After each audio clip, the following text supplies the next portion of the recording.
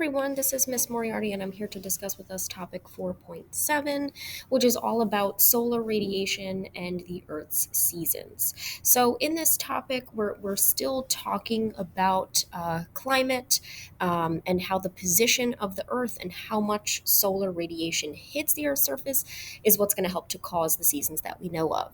So, we know that the orbit of the Earth around the Sun and its tilt on its axis is going to create an angle of the sun's rays when it hits Earth. This causes variations in insolation and varying lengths of days in certain parts of the Earth, as well as seasons. Now, we know its tilt is going to stay fixed. And so, when it stays fixed and it rotates around the then sun, this is where we get those specific seasons and points of day. So in June and December, we tend to experience what's called a solstice, right? The summer solstice or the winter solstice. Here, this is where the north or south hemisphere is maximally tilted toward the sun.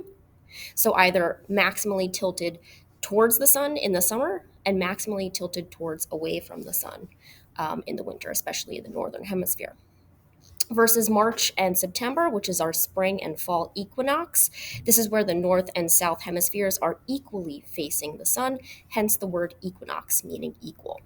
So here, if we look at the diagram starting at the point of number 1 here, on the March equinox or spring equinox, we know the sun is going to be directly overhead at the equator. All regions of Earth are going to receive 12 hours of daylight and 12 hours of darkness, hence why we say equinox and equal.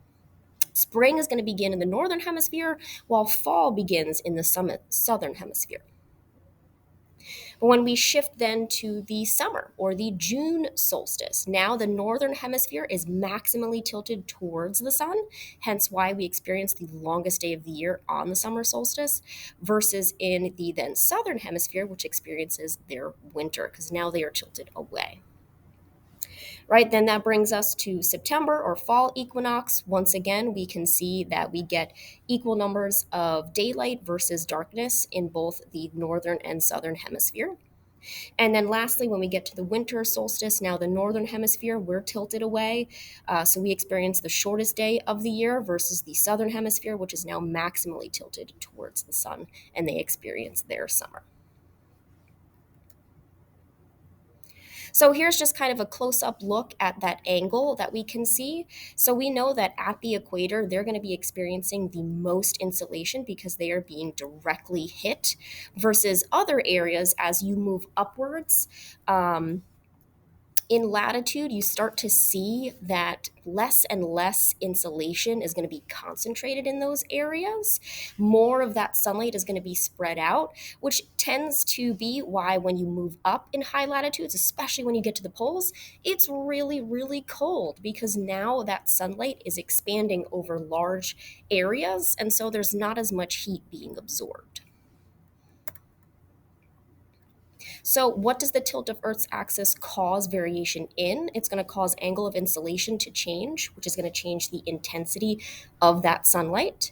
We also see that it can change the length of day, right? We just mentioned in the summer and the winter solstice, that's when we experience either the longest amount of sunlight versus the shortest amount of sunlight, as well as seasons, right? The amount of sunlight, the amount of heat that's going to be hitting Earth is going to change the seasons that we experience. Now, what else can also influence the surface temperature in that area is a phenomenon known as albedo.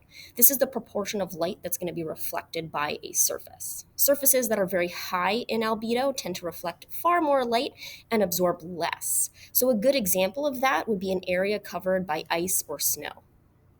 And if you've ever woken up on the day after like a big snowstorm and it's really, really bright in your room, that's because all of the ice and the snow is reflecting all of the sunlight back at you. So because it reflects so much light, it absorbs a lot less heat. Versus surfaces with low albedo tend to reflect less and absorb a lot more. So an example of that might be the oceans or maybe even blacktop, right? In the summertime, if you go back into your dark colored interior car, it's going to be really, really hot because the surface is a much darker color, and so it's absorbing a lot more light, absorbing more heat. So not only does the amount of sunlight and intensity of sunlight affect surface temperature, albedo may influence it as well. And so when sunlight is absorbed by the surface, it actually bounces off and gives off what's called infrared radiation in the form of heat. And so areas with lower albedo, we know tend to absorb more sunlight, end up actually being hotter.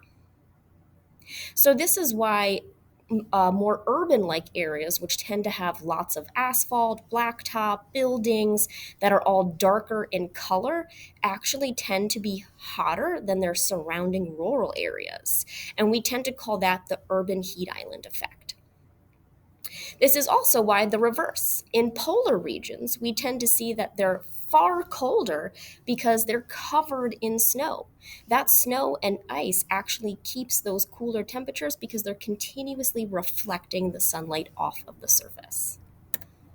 So here in this image, this is just another example showing us albedo here. So we see the sun, we see that infrared radiation is being reflected off each surface, but depending upon the level of albedo, we can see some are absorbing more than, say, others, or reflecting more, right? So our fresh snow is going to be reflecting a lot more sunlight versus our darker colored forest, which tends to absorb a lot more, which is another reason why trees, forests can actually help to regulate climate.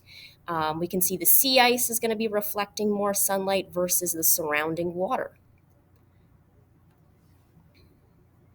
All right, everyone, this is the end of our 4.7 video. Make sure as you watch, you took down notes, and please mark this as done.